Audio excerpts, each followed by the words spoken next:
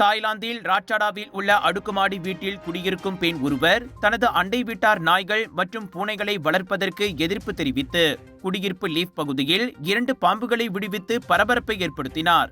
ஆன்கின் என்ற அடையாளம் கூறப்பட்ட அந்த பெண் கடந்த திங்கட்கிழமை லீஃப் பகுதிக்கு அருகில் பாம்புகளை காட்டும் வீடியோ மற்றும் புகைப்படங்களை தனது முகநூலில் பதிவேற்றினார்.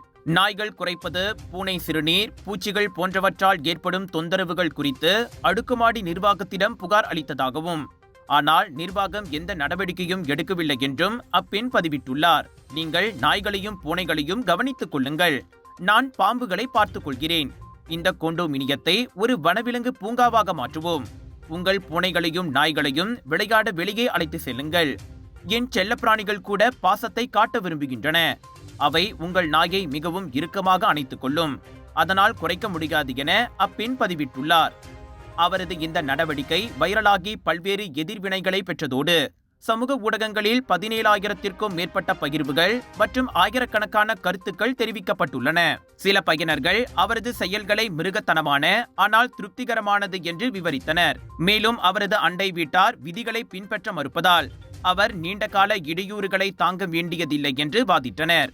சம்பந்தப்பட்ட இரு தரப்பினருக்கும் அடுக்குமாடி நிர்வாகம் சம்மன் அனுப்பி ஒவ்வொருவருக்கும் 10,000 பாத் அபராதம் விதித்ததாக உள்ளூர் ஊடகங்கள் தகவல் வெளியிட்டன.